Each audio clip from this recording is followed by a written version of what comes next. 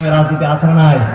অবশ্যই রাজনীতি আছে, কিন্তু যে প্রচলিত যে রাজনীতি চলতেছে, কাফেররা যে রাজনীতির সিস্টেম আবিষ্কার করেছে, আমেরিকা যে সিস্টেম আবিষ্কার করেছে, আব্রাহাম লিঙ্কন যে রাজনৈতিক সিস্টেম আবিষ্কার করেছে, পশ্চিমারা যে রাজনৈতিক সিস্টেম আবিষ্কার করেছে, এই রাজনীতির সাথে কোরআন সুন্নাহর রাজনীতির কোনো সম্পর্ক নাই। এই জন্য এই রাজনীতি হারাম রাজনীতি আমরা করি না। এই রাজনীতি ধ্বংস করেছে জাতিকে। স্বাধীনতার পর থেকে এই পর্যন্ত আপনি যদি হিসাব করেন, এই রাজনীতি অন্তত 20 লক্ষ মানুষ খুন করেছে, গুম করেছে। এই রাজনীতি কোটি কোটি মানুষকে বাড়ি ছাড়া করেছে। কেস মামলা মোকদ্দমা জীবন বিষাক্ত, গোটা জাতিকে বিষাক্ত করে ফেলেছে। স্বামীকে স্ত্রীর শত্রুতে পরিণত করেছে, ভাই ভাইকে ভাইয়ের শত্রু বানিয়েছে, প্রত্যেকটি মানুষকে প্রত্যেকটি মানুষের শত্রুতে পরিণত করেছে, বিভেদ বিভক্তি সৃষ্টি করেছে। পুলিশ বাহিনীর মধ্যে বিভেদ সৃষ্টি করেছে। পুলিশ বাহিনী এক একজন এক এক দল কইরা এই বিভেদ সৃষ্টি হয়েছে। সেনাবাহিনীতে বিভেদ বিভক্তি সৃষ্টি করা হয়েছে, শিক্ষকদের মধ্যে করা হয়েছে, আলেমদের মধ্যে করা হয়েছে, হুজুরদের মধ্যে করা হয়েছে, ইমামদের মধ্যে করা হয়েছে।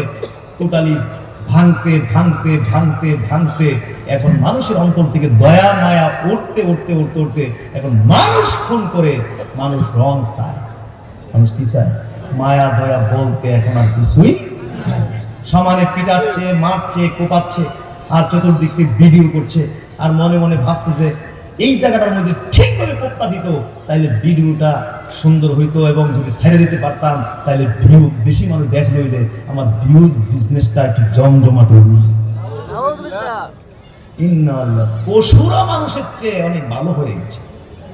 মানুষ এত, আমি অবাক হতাম, আল্লাহ এই কথা কেন বললেন? উলাইকা উলাইকা কালানাম, আল্লাহ বলেছেন ওরা হলো চতুষ্পদ জন্তুর মতো। একটু বলে আবার থামলেন না, আরো বললেন বালহুম আদাল, না চতুষ্পদ জন্তু না, বরং এদের চেয়ে আমি নিকৃষ্ট। আমি চিন্তা করতাম সৃষ্টির সারা জীব, তার ব্যাপারে আল্লাহ তাআলা এত কঠিন কথা বললেন। আল্লাহ সঠিক বলেছেন না? জোরে করে সঠিক বলেছেন কিনা? মানুষ যত খারাপ হতে পারে, পশু পাখি এত খারাপ হতে পারে? জোরে করে এত খারাপ হতে পারে? পশু পাখির চেয়ে কোটি কোটি গুণ খারাপ হয়ে গেছে এখন কি মানুষ, বালহুম আদাল, আরো নিকৃষ্ট হয়েছে। যাই হোক, যার চিন্তা, এই জন্য আমরা এই হারাম রাজনীতি করি না। ইসলামের রাজনীতির রূপরেখা আছে, এগুলো আমি বিভিন্ন বক্তব্য বলেছি, এগুলো আপনারা জানেন বা জেনে নেবেন, এই বিষয়ে বললাম। এই জন্য হারাম রাজনীতি করি না। এই রাজনীতি যারা করে, ঘুম থেকে উঠেই শয়তানি চিন্তা শুরু হবে, আবার ঘুম দেওয়া আগ পর্যন্ত এই শয়তানি চিন্তা মাথার ভিতরে থাকবে। 24 ঘন্টা হারাম আর হারাম। আল্লাহ, কি উপায় হবে এই সমস্ত রাজনীতিবিদরা কবরে গিয়ে? আর মিথ্যা কোটি কোটি মিথ্যা কথা বলতেছে। হুজুররা পর্যন্ত, যে সমস্ত হুজুরা এই সমস্ত গণতান্ত্রিক রাজনীতির সাথে আছে, এরা সকালে এক কথা, বিকালে এক কথা, তারপর রাত্রে এক কথা, বইয়া এক কথা, দাঁড়ায় এক কথা, হাইটে এক কথা, শুয়ে এক কথা। এই রাজনীতি আমাদেরকে ধর্মহীন করতেছে। দিন আমাদের কাছে এখন আর মুখ্য না, এখন ক্ষমতা হইল আমাদের কাছে মুখ্য। ক্ষমতা হয়ে গেছে আমাদের কাছে কি মুখ্য। মুসলমানদের অধঃপতনের বড় কারণ হলো ক্ষমতার লোভ। কিসের লোভ? ক্ষমতার লোভ। এই ক্ষমতার লোভ মানুষের ঈমানকে ধ্বংস করে দিয়েছে, আখিরাত ধ্বংস করে দিয়েছে। আল্লাহর দাম নাই, ক্ষমতার দাম মানুষের কাছে। কি রাজনীতিবিদ, কিসের ইসলাম বা এগুলো কোনো ব্যাপার না। তার কাছে দামি হলো কি? ক্ষমতা।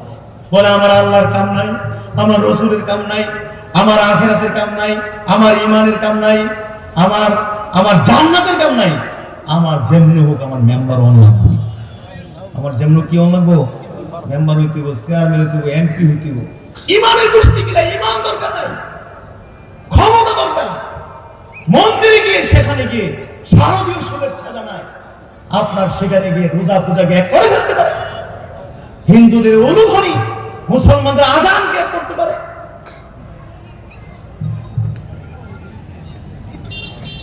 ইমানের দরকার নাই, জান্নাত দরকার নাই, আমার দরকার কি? ক্ষমতা। আপনারা বলে আমার সোনাকান্দার সাথে যারা জড়িত, আমরা যারা অরাজনৈতিক, মানে প্রচলিত রাজনীতিমুক্ত, প্রকৃতপক্ষে আমাদেরটা হলো ইসলামী রাজনীতি। আলহামদুলিল্লাহ। বলেন আমাদের কাছে কি ইমানের দাম বেশি না ক্ষমতার দাম বেশি? জোরে বলে ইমান না ক্ষমতা? ইসলাম না ক্ষমতা? আখিরাত না ক্ষমতা? জান্নাত না ক্ষমতা? এই হারাম রাজনীতি করলে আমরা, বুঝতে পেরেছেন কিনা, আমাদের পরিবার থেকে 2-4-5 জন এমপি মন্ত্রী থাকতো ইনশাআল্লাহ এই পর্যন্ত। সেই বলে ফেলে 1 মিনিটে মফিজউদ্দিন মিনিস্টার ছিলেন, গোটা পাকিস্তানের শিক্ষামন্ত্রী ছিলেন, দাদা হুজুরের মুরিদ ছিলেন, নরমান মুরিদ না, ফারার দরদার মুরিদ। মন্ত্রী থাকা অবস্থায় দরবারিকে কাম করত। দরবারে খলিফারা বাধা দিলে যে স্যার আপনি কি করতেছেন, আপনি বসে থাকেন, আমরা আছি। ধমক দিতা, হে মিয়া, আমি শিক্ষামন্ত্রী, আমি যেখানে যাই সেখানে সম্মান, সেখানে আমার ইজ্জত। আমি কি পীরের বাড়িতে ইজ্জত সম্মান লেগে আইছি? আমি তো আইছি পীরের বাড়িতে কিছু কাজ কর্ম করে নিজের তাজা নফসটার একটু জবাই করে যেটা নিয়েছি। এরকম মানসিকতার মন্ত্রী ছিলেন তিনি, দাদার মুরিদ ছিলেন। যে কোনো একটি রাজনৈতিক প্রোগ্রামে দাদা হুজুরকে দাওয়াত করা হলো, তিনি সভাপতি। মন্ত্রী এমপি যারা ছিলেন সবাই বক্তব্য রেখেছেন। দাদা হুজুর রহমাতুল্লাহ সভাপতির বক্তব্য রাখলেন, বললেন, মানে সভাপতির বক্তব্য রাখলেন, তৎকালীন ভারতবর্ষের রাজনৈতিক প্রেক্ষাপটকে সামনে রেখে এমন জ্ঞানগর্ভ বক্তব্য দিয়েছিলেন। সবাই হতবাক হয়ে বলেছিলেন যে হুজুর, আপনার মতো বিচক্ষণ লোক রাজনীতির মধ্যে আসা দরকার। আপনি যদি সম্মত হন তাইলে রাজনীতির মধ্যে আপনাকে একটা ভালো গুরুত্বপূর্ণ একটি স্পেস করে দেব, জায়গা করে দেব, যদি আপনি রাজনীতি আসতে সম্মতি দেন।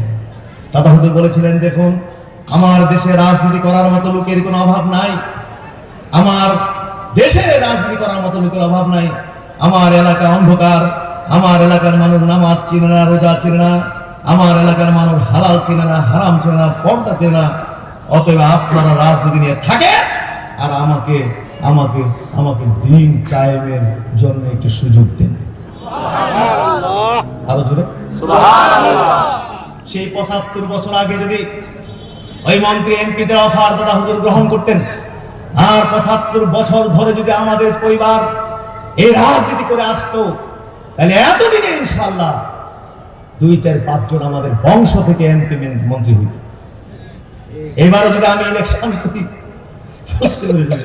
যদি মুরাদনগর থেকে আমি ইলেকশন করি, ক্যান্ডিডেট হয়েছে, আমার মন চেয়েছে এবার একটু ক্যান্ডিডেট হই। আশা করি যত বড় বাঘা ক্যান্ডিডেট হোক না কেন, অন্তত রাতের ঘুমটারে হারাম করে দিতে পারে, বুকটা মাটিতে লাগায় ছেড়ে দিতে পারে। কিন্তু এই সমস্ত সিস্টেমের রাজনীতিকে থুতু দেই, এই সমস্ত ক্ষমতার কোনো প্রয়োজন আমাদের নাই।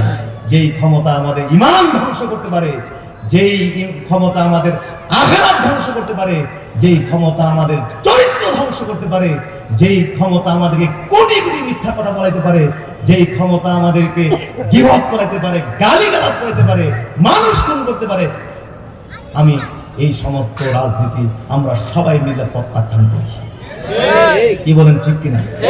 কারণ ক্ষমতার চেয়ে ঈমান বড়, ক্ষমতার চেয়ে ইসলাম বড়, ক্ষমতার চেয়ে আখিরাত বড়, জান্নাত বড়, নাকি? ঈমান বড় না? ইসলাম বড় কিনা? আখিরাত বড় কিনা? তাইলে এইসব রাজনীতি যারা করে 24 ঘন্টা মাথার ভিতরে দুনিয়ার চিন্তা, যাদের চিন্তা ফিকির হবে দুনিয়া, তাদেরকে আল্লাহ 2টা শাস্তি দিবেন। শুনুন এই শেষ কথাটা, 2টা শাস্তি। জোরে কোন কয়টা শাস্তি? 1 নম্বর শাস্তি হলো জালাল্লাহু ফাকরাহু বাইনা আইনাইহি, আল্লাহ তাআলা তার 2 চোখের মাঝে দারিদ্রতাকে স্থাপন করে দিবেন। সে যত কোটি টাকার মালিক হোক, বাড়ি গাড়ি দাড়ি নারী, যার যেই মালিক হোক না কেন, কোনোদিন তার অভাব দূর হবে না, তার অভাব যাবে না। যত টাকার মালিক, যত কোটি হাজার কোটি না পৃথিবী বিখ্যাত হোক না, যার চিন্তা ফিকির দুনিয়া, তার অভাব কোনোদিন যাবে না। এটার অনেক ব্যাখ্যা গেলাম না। 2 নম্বর শাস্তি হলো ফাররাকাল্লাহু আমরাহু, আল্লাহ তাআলা তার সব কাজ এলোমেলো করে দিবেন। তার সব কাজ কি করে দিবেন? এলোমেলো। পরিবারটা এলোমেলো করে দিবে কেডা? জোরে কোন না কে? ছেলে মেয়েগুলো কথা শুনবে না, একটা কথা শুনবে না। যদি বলে এই পশ্চিম দিকে যা, হ্যাঁ যাবে পূব দিকে, হ্যাঁ যাবে কোন দিকে? পূব দিকে। যদি পড়াশোনা করবে না, ওই গাঁজাখোরদের সাথে আড্ডা দিবে। বাপ মা 24 ঘন্টা আতঙ্কের মধ্যে থাকবে, আমাদের নাক কাটনি সে কেটে ফেলে। বাবাকেও তো ফোন করছে বাংলাদেশে, এরকম লোক আছে কিনা, এমন সন্তান? ধর্ষক আমাদের বাংলাদেশে ধর্ষক আছে কিনা? এমনকি ওই যে কি মর্গের মধ্যে আত্মহত্যা করেন, যুবতী মরে গেছে আত্মহত্যা করে, ওই মরা বাচ্চার সাথে বলতো সেক্স করতে পারে, জাহিলি যুগে কি এই পাপ হইতো?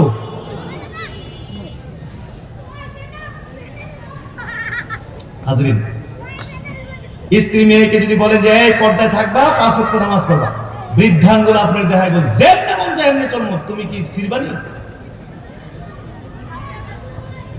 সব মনে হবে এটা পরিবার না, মনে হবে যেন এটা জাহান্নামের আগুন।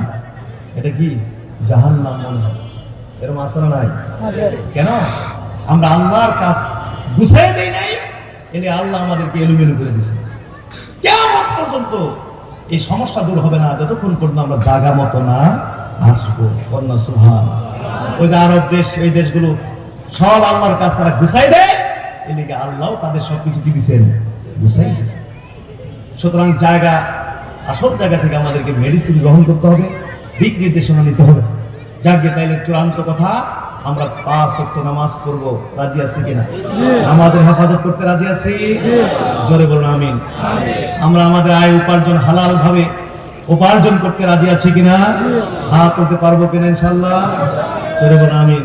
আমাদের পরিবারটাকে দ্বীনী পরিবার হিসেবে গঠন করব, ছেলে মেয়েদেরকে নামাজি বানাবো, পর্দানসীন করব, স্ত্রী মেয়েদেরকে নামাজি বানাবো, ছেলেদেরকে নামাজের নির্দেশ করব যে যাও জামাতে যাও, নামাজ